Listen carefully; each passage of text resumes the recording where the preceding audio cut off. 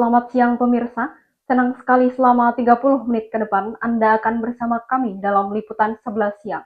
Saya Bintang Danisa. Dan saya Fadilah Ulumuddin akan menyajikan beragam informasi yang faktual, hangat, dan terpercaya dari seluruh wilayah Nusantara. Sejumlah berita telah kami rangkum untuk Anda. Berikut berita utama hari ini.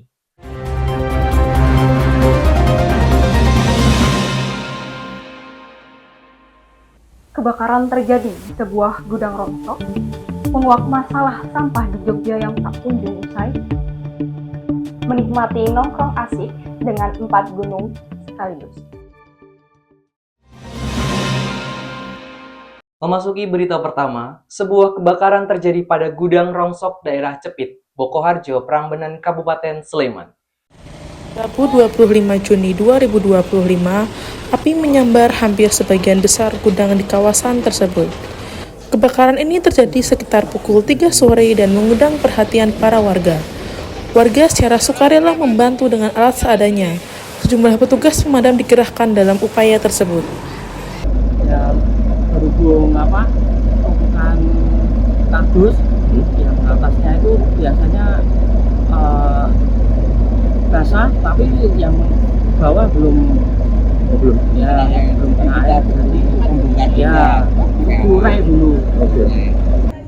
Mine tesih ten kan kompor jeng mendhet kula nggih duduh niku kula ngetes pun genine pun ageng ngoten. Oke. Baik pemirsa, sekarang topik terkini berasal dari tarif parkir liar di Kabupaten Sleman semakin meresahkan warga. Tarif parkir liar tidak hanya meresahkan warga sekitar, tetapi juga para wisatawan, terutama di beberapa supermarket seperti Indomaret dan juga bank. Banyak juru parkir menarik biaya di luar ketentuan tanpa memberi karcis yang resmi. Menurutku sih, aku nggak setuju ya, karena kadang ada tempat yang beberapa mematok tarif yang nggak wajar gitu. Indomaret ini sebenarnya sudah ada kerjasama dengan kita. Artinya Indomaret ini sudah memberikan kontribusi ke pemerintah daerah untuk pendapatan asli daerah. Akhirnya kan ya selama itu tidak menjadi keberatan masyarakat pengguna parkir ya nggak apa-apa. Tapi kalau yang ATM di pos delo, di pos saya ketahui kok isih pecah ini memang jadi PR kita sebenarnya. Kalau yang ATM ini sudah ada tulisannya. Berita selanjutnya, Pemkot Yogyakarta merencanakan pembangunan ruang terbuka hijau di kawasan Abu Bakar Ali. Aksi ini mendapatkan penolakan dari para warga. Pemerintah daerah Yogyakarta berencana akan membongkar tempat parkir khusus Abu Bakar Ali dan menjadikannya ruang terbuka hijau. Hal ini untuk mendukung visi low emission atau rendah karbon dalam pengembangan kawasan Sumbu Filosofi. Namun, warga menolak atas kebijakan tersebut, menimbulkan aksi penempelan baliho di sekitar kawasan Abu Bakar Ali. Harapan saya mengenai penggusuran parkiran Abu Bakar ini masih sangat simpang siur, soalnya dari kemarin kebijakan dari kantor untuk penggusuran tanggal 12 sampai 13 sampai 12 kemarin masih simpang siur dan masih bisa berjualan saat ini, dan juga masih bisa melanjutkan aktivitasnya. Dari Yogyakarta, Effendi Satya melaporkan untuk Liputan 11. Ada informasi mengenai kenaikan harga di Pasar Stan Bokoharjo melonjak tinggi. Harga ayam potong mengalami kenaikan karena demo truk odol. Lonjakan harga kebutuhan pokok kembali terjadi di wilayah Sleman, Yogyakarta. Kali ini harga ayam potong di Pasar Stan Yogyakarta mengalami kenaikan dibandingkan dengan hari-hari sebelumnya. Naik dari berapa ya? Sekarang 30 dari harga 30 udah baru 30 tahu tergantung tanah, kalau maunya tanah kan bagi belanja sudah terlalu banyak baru turun karena sekarang lagi susah. apalagi kan kemarin ada apa demo muatan itu loh Mbak, karena gara-gara muatan itu kan. Masyarakat dan pedagang berharap pemerintah dapat segera mengambil langkah agar distribusi kembali normal dan harga kebutuhan pokok dapat kembali stabil. Pemirsa, digitalisasi buku menjadi e-book, pedagang buku cetak mulai resah. Digitalisasi buku terus mengalami perkembangan pesat di era teknologi saat ini. Kemudahan akses dan fleksibilitas dalam membaca membuat e-book atau buku digital semakin diminati oleh masyarakat luas, khususnya generasi muda. Namun, kemajuan ini tak sepenuhnya disambut gembira. Sejumlah pedagang buku cetak mulai merasa resah.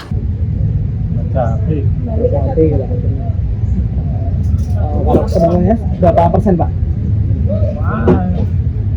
50% lebih. Kalau untuk buku cetak sendiri tetap kalau bagi saya perlu banget. Soalnya pengalaman dari membaca buku sendiri itu sama pengalaman dari kalau baca lewat gadget itu kerasa beda banget. Kalau lewat buku itu kayak bisa jadi lebih fokus. Para pedagang berharap di tengah arus digitalisasi tetap ada ruang dan perhatian dari pemerintah maupun masyarakat. Pemirsa, pembangunan tol Jogja Solo kini telah memasuki tahapan lanjutan. Informasinya akan kami hadirkan sesaat lagi, tetap di Liputan 11 siang.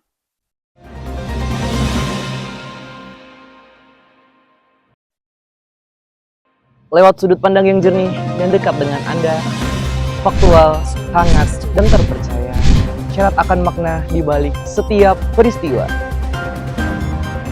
Di tengah arus informasi yang tanpa batas, tak semua cepat itu benar. Liputan 11 hadir dengan pandangan baru, mengangkat isu ekonomi, sosial, hingga politik. Saksikan Liputan 11 tiap hari pukul 11 siang hanya di Sop TV.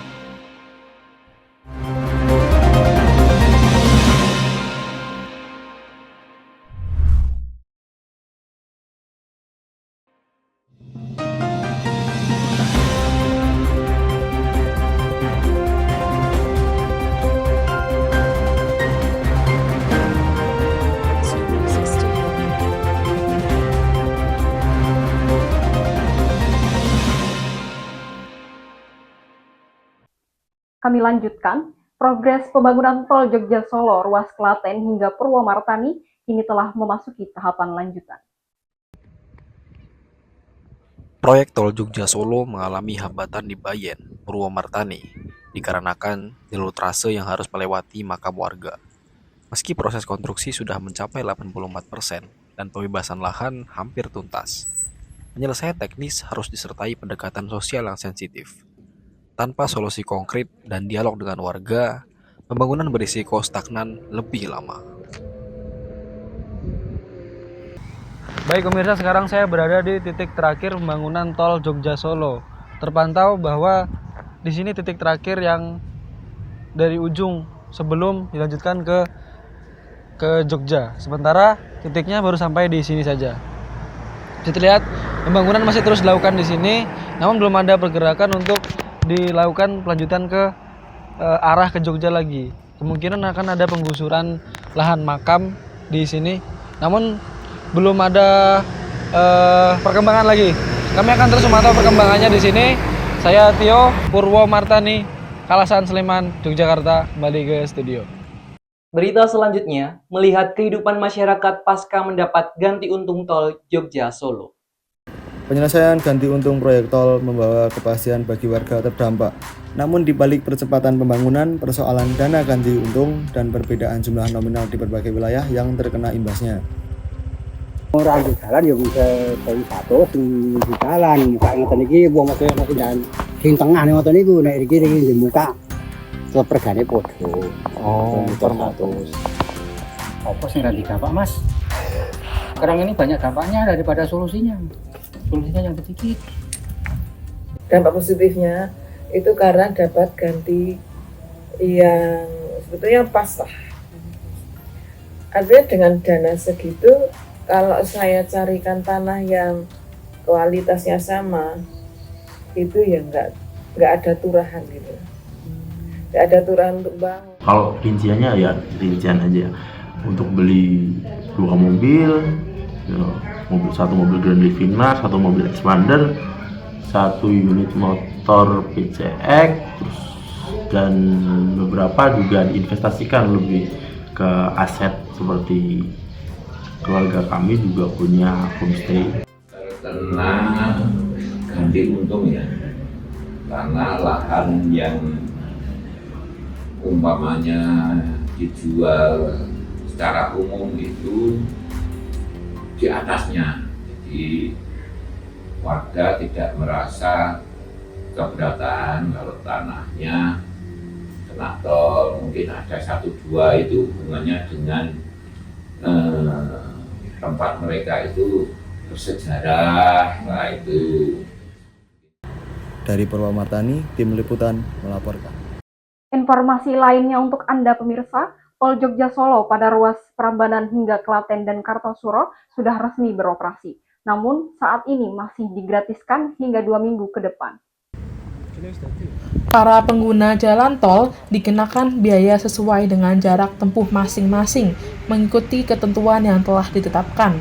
Pemirsa, dalam waktu dekat ruas jalan tol Jogja Solo, khususnya pada segmen Kartosuro Klaten, akan memberlakukan tarif tol terintegrasi. Meski demikian, sebagian pengguna mengaku masih perlu waktu untuk menyesuaikan diri, baik terhadap sistem tarif maupun rute tol yang baru saja beroperasi tersebut. Hingga saat ini masih digratiskan karena tarif resminya belum ditetapkan oleh Kementerian PUPR. Direktur Utama PT Jasa Marga Jogja Solo menyebut penetapan tarif diperkirakan baru akan berlaku dalam 1 hingga 2 minggu ke depan. Meski gratis, pengendara wajib membawa kartu e-tol karena sistem gerbang tol sudah elektronik.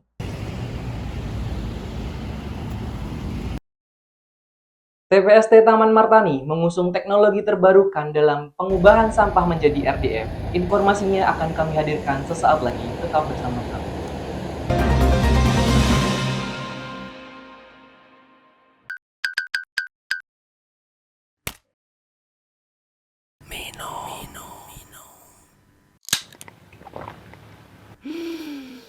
Baru Nescafe Ice Black dibuat dengan biji kopi pilihan 100% kopi murni dengan campuran yang pas. Wake up your night with Nescafe.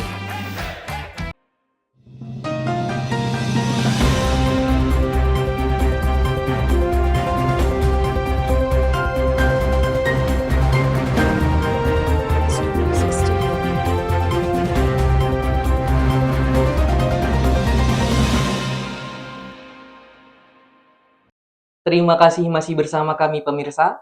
TPST Taman Martani telah beroperasi dalam menanggulangi masalah sampah di Jogja dengan mengusung teknologi terbarukan. TPST Taman Martani berdiri di atas tanah kas desa atau TKD Taman Martani. Dengan luas lahan 11.684 meter persegi, fasilitas ini mampu mengelola 80-90 ton sampah per hari. Jumlah ini sekitar 40% dari total produksi sampah saat ini di Sleman. Pengembangan sampah di TPST mengusung teknologi terbarukan dengan pengubahan sampah menjadi RDF. Kedepannya, Sleman berencana membangun fasilitas serupa di area Sleman Barat dan Sleman Tengah. Anorganiknya 12 ke belakang langsung masuk ke mesin cacah, dan yang masih tercampur itu masuk ke mesin beras, ke mesin ayak. Mesin ayak itu benar-benar diayak, dihilangkan organik, dan anorganiknya gabung jadi satu, yang dari depan itu berjajah jadi hasil produksi RDF anorganik. Ini dua-duanya sebenarnya jadi RDF. Ini RDF anorganik dan RDF. Dua-duanya masuk ke SBI. Harapannya daerah Sleman bersih akan sampah. Dari Taman Martani, Danendra melaporkan untuk Liputan 11.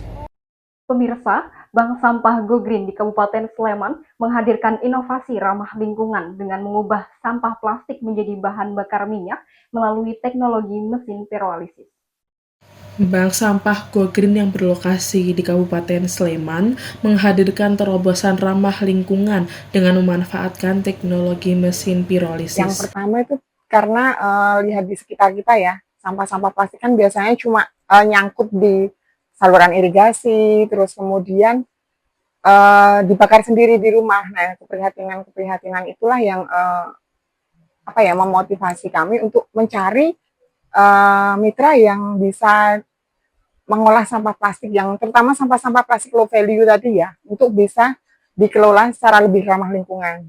Dan akhirnya kami bertemu dengan Yayasan Get Plastik. Prosesnya, jadi kami pertama melakukan edukasi dulu, Mbak. Jadi kami edukasi ke warga sekitar, kemudian ke sekolah-sekolah di sekitaran area sini, dan juga di UMKM, terutama UMKM untuk food and beverage ya. Sebagian besar sampah-sampah plastik yang low value tadi berputar di sini gitu. Jadi setelah kami melakukan edukasi, sudah ada terbentuk kesadaran meskipun itu masih level kecil ya. Karena kan kalau kita mau merubah mindset atau perilaku itu kan butuh jangka panjang. Nah, sudah ada kesadaran tadi, mereka dengan sadar atau dengan dengan sukarela datang ke sini untuk menyetorkan sampahnya. Nah, sampah-sampah plastik tadi yang kami olah bersama teman-teman tim yang ada di sini, yang merupakan semuanya warga lokal di Cipuatu, melakukan pengolahan sampah plastik jadi BBM. Gitu. Selanjutnya pemirsa, menengok sumber masalah sampah yang ada di Jogja tak kunjung usai, kini masyarakat di area tempat pembuangan sampah mulai resah. Tim Liputan 11 melakukan liputan secara mendalam. Kondisi lingkungan yang dipenuhi tumpukan sampah mulai dikeluhkan warga. Selain menimbulkan bau tak sedap dan kesan kumuh, warga khawatir situasi ini dapat berdampak pada kesehatan jika dibiarkan terlalu lama. Baunya sampai mengganggu nggak? Baunya? Iya. Sebenarnya sampai mengganggu banget. Mengganggu banget. Bukan nggak mengganggu, belum ada aja proses.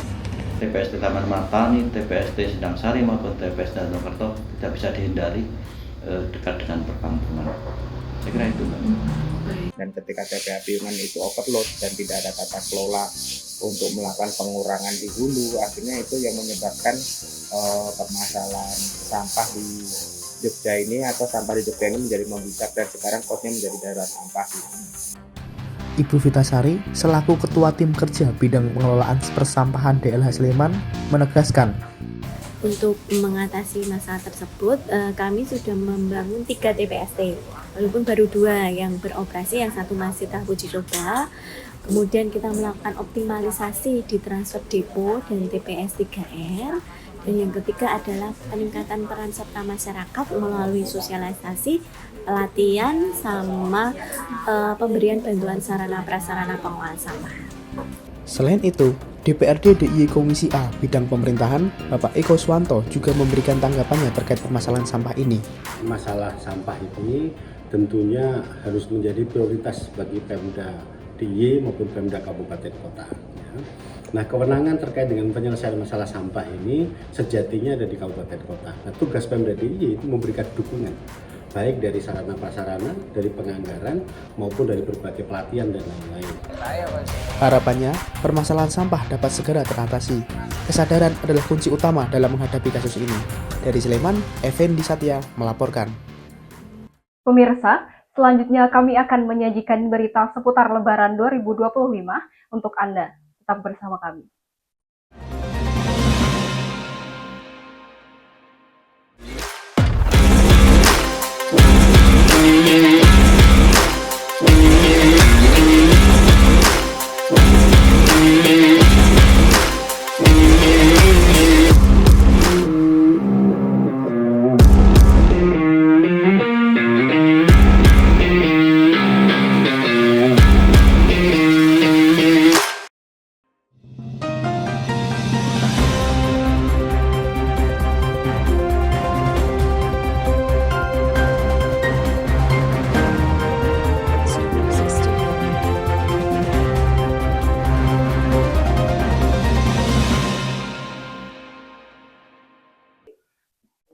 Anda kembali di Liputan 11 siang pemirsa, memasuki arus mudik Lebaran 2025 di Solo mencapai puncaknya pada Jumat 28 Maret 2025.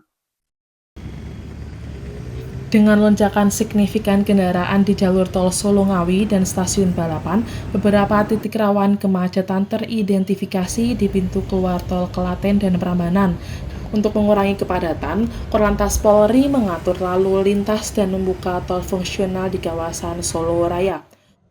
Kami menghimbau kepada masyarakat pemudik agar bila mengantuk agar segera istirahat di tempat rest area yang sudah disediakan. Kalau aku bilang melihat berita ya yang ada di ini, banyak banget peminat mudik sebenarnya. Hampir sebagian ya memang lagi nuansa mudik ya, nuansa lebaran ya. Aku bilang memang seperti itu sih, lagi crowded banget. Ya mungkin karena pengaruh ini juga karena telat delay ya bisnya. Pengaruh dari situ ini juga. Puncak arus mudik Klaten diperkirakan terjadi pada Jumat 28 Maret 2025 seiring dengan berakhirnya hari kerja sektor swasta. Kenapa kereta? Karena mungkin lebih terjadwal ya. Terus masalah macet juga minim sih. Jadi lebih enak juga secara fasilitas juga. Lebih enjoy sih kalau buat saya lebih enjoy di kereta karena ya nggak terlalu lama duduk juga, nggak terlalu lama berdiri juga, jadi bisa lebih fleksibel. Informasi lainnya dalam memeriahkan malam takbiran, sejumlah masyarakat melaksanakan takbir keliling. Di kota Solo, dalam memeriahkan malam Idul Fitri di Masjid Al-Zayed, rangkaian takbir keliling berlangsung meriah dan penuh kehikmatan. Lantunan takbir menggema di seluruh area masjid. Banyak banget orang-orang yang datang ke sini dengan antusias, cukup antusias, bareng keluarga, bareng sahabat mungkin. Ya, seru sih. Kemeriahan juga terlihat di Desa Kebon Dalam Kidul, Kecamatan Prambanan. Festival takbir keliling di desa ini diikuti berbagai kelompok masyarakat, mulai dari Angkatan Muda Masjid hingga perwakilan dari Desa Pereng. Di daerah istimewa Yogyakarta, ribuan warga memadati titik 0 km Yogyakarta dalam Festival Takbir Keliling 2025. Dimulai dari Masjid Gede Kauman, peserta menampilkan lampion dan kostum Islami ramah lingkungan, menciptakan suasana meriah dan penuh makna. Langsung dari Masjid Gede Kauman Yogyakarta, di mana lomba takbiran menyambut Idul Fitri di sini begitu meriah. Banyak warga yang mengikuti lomba takbiran ini, serta banyak juga warga sekitar yang menonton penampilan ini. Kalau persiapan tentunya support doa gitu, dan juga tenaga dari teman-teman dan juga finansial. Karena mau nggak mau melaksanakan kegiatan yang besar ini membutuhkan support tenaga dan finansial yang begitu banyak gitu. Seperti itu. Berita selanjutnya, ribuan warga melaksanakan sholat Id di Gumuk Pasir Parangkusumo. Menyambut hari kemenangan, ribuan umat muslim menggelar sholat Idul Fitri 1446 Hijriah. Salah satu tempat sholat Id yang cukup unik dilakukan di Gumuk Pasir Pantai Parangkusumo, Kabupaten Bantul. Sholat Idul Fitri dilakukan di Gumuk Pasir sudah sejak 1990-an. Pada awalnya, hanya warga lokal yang melakukannya. Keindahannya kemudian menarik perhatian hingga wisatawan dari luar kota. Dan diketahui pada tahun ini jamaah mencapai 5.120 orang dengan total infak mencapai Rp62.708.000. Alhamdulillah antusias masyarakat jamaah luar biasa sekali. Alhamdulillah tadi kita sama-sama sholat Id berjamaah dan juga kita sampaikan berkaitan dengan proses 30 hari Ramadan itu bisa mendidik pribadi-pribadi yang takwa. Akhirnya pindah di sini sejak tahun sekitar 1990-an. Jadi sudah 30 tahun lebih lah di sini. Terus selama di sini kendalanya apa ya Pak? Saya kira tidak ada kendala yang berarti. Kendalanya kalau pas hari H ini ada hujan, itu nggak bisa digunakan. Kalau malam hujan aja masih bisa digunakan ini karena. Dari Gumuk Pasir, Pantai Parangkusumo, Danindra melaporkan.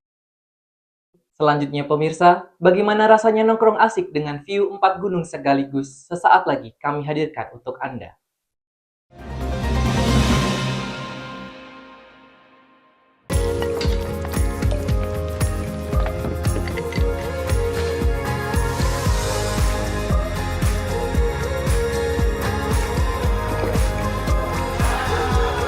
Rasakan keajaiban saat kumpul bersama.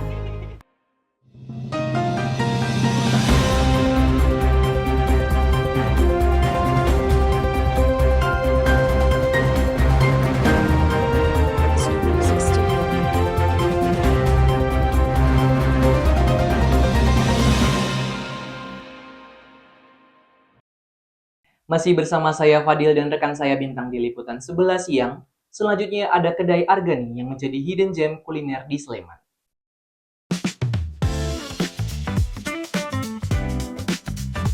Pemirsa, saya Rian, dan mari kita kulineran di Kedai Argani. Mari masuk. Menyuguhkan cita rasa lokal dalam balutan bangunan Joglo 5 khas Jawa yang klasik dan adem. Berlokasi di Jalan Tegal Sari, Tirto Martani, Sleman. Letaknya tidak jauh dari Candi Prambanan, membuat masyarakat tertarik terhadap suasana yang bikin betah. Tenang, tradisional, tapi tetap kekinian buat nongkrong. Di sini saya pesan Picasso, teh rempah, dan churros.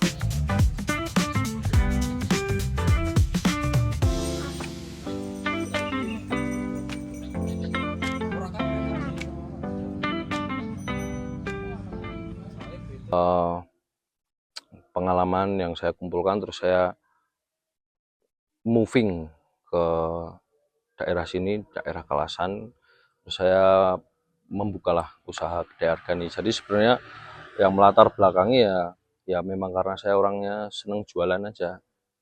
Yang ini kalau minuman, karena ini mungkin tempatnya emang kedai kopi ya, jadinya seringnya di kopi. Kalau untuk spesifiknya lebih sering ke kopi susu karamel atau gula aren sih, antara itu. Tapi kalau untuk yang makanan jelas larinya ke tongseng. Nah, nggak cuma makanannya yang nagih, tapi juga vibes-nya yang serasa pulang ke rumah nenek. Oke, sangat baik ya, sangat mantap. Suasananya sangat oke, karena mungkin ambience-nya ya cukup tenang gitu, terus kalem gitu. Jadi sangat-sangat rekomendasi sih untuk berlama-lama di sini. Terus kalau untuk servis atau pelayanannya juga sangat oke, masnya juga gercep. Buat kalian yang suka cafe dan gem bertemakan klasik modern, boleh nih mampir kesini di Kedai Argani. Saya Rian, kembali ke studio. Pemirsa, berita penutup hari ini, Tumpeng Menoreh jadi spot nongkrong hits di Magelang yang tawarkan pemandangan epik 4 gunung sekaligus. Halo pemirsa, nongkrong di tengah hiruk-pikuk kota sudah menjadi hal yang biasa bagi kita.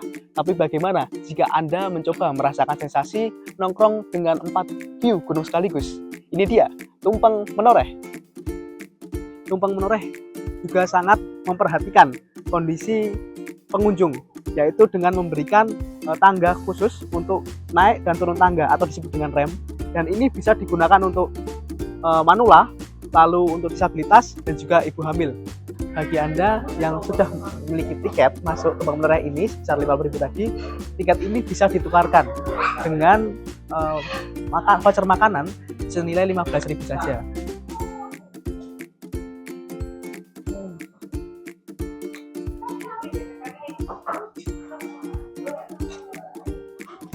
Rasanya sendiri di sini tuh seperti masakan rumahan, benar-benar kayak kita merasakan sedang berada di rumah. Namun perbedaannya atau nilai tambahnya adalah kita bisa menikmati nuansa alam yang ada. Nah, jadi Tumpeng Menoreh sendiri itu artinya sebenarnya harapan doa-doa masyarakat di sekitar sini, semua stakeholder yang ada di masyarakat sini, nah berada di wilayah Pegunungan Menoreh gitu Kak. Yang jelas Tumpeng Menoreh ini view-nya aja sih ya, bagus ya, karena tempatnya juga di dataran tinggi. Bilang worth it sih, karena dapat view yang sangat cantik ini, luar biasa. Dari Magelang, Effendi Satya melaporkan untuk Liputan 11. Pemirsa, berita tadi menutup perjumpaan kita di Liputan 11 siang. Saya Bintang Danisa. Dan saya Fadila Ulumuddin mengucapkan terima kasih dan sampai jumpa.